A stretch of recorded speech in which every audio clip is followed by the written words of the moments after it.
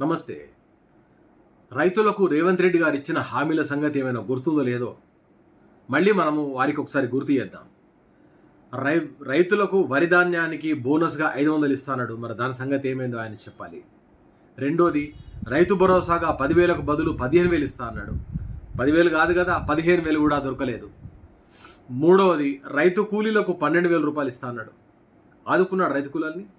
ఎవరిని కూడా ఆదుకోలేదు.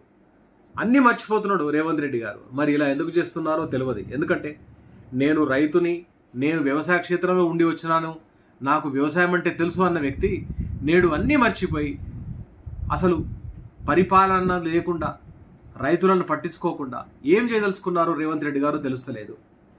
రైతు రుణమాఫీ 2 లక్షలు చేస్తా అన్నాడు. అది ఇంతవరకు కాలేదు. రైతు రుణమాఫీ మీకు చేస్తా, మీరు పోయి తీసుకొచ్చుకోండి, కేసీఆర్ దిగిపోతాడు పోండి అన్నాడు. అది పట్టించుకోలేదు.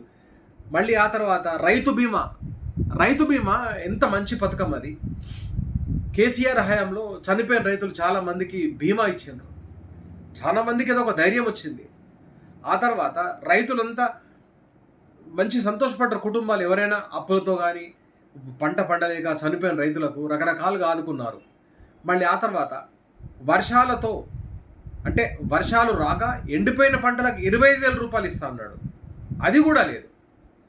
రైతుని నిండా ముంచుతున్న రేవంత్ రెడ్డి గారు రైతును ఏకోశాన పట్టించుకోవడం లేదు. రైతును ఏడిపివ్వకండి రేవంత్ రెడ్డి గారు. ఎందుకంటే రైతును ఏడిపిస్తే బాగుండదు. రైతుని బతికించండి దయచేసి. మేము కోరుకునేది అది.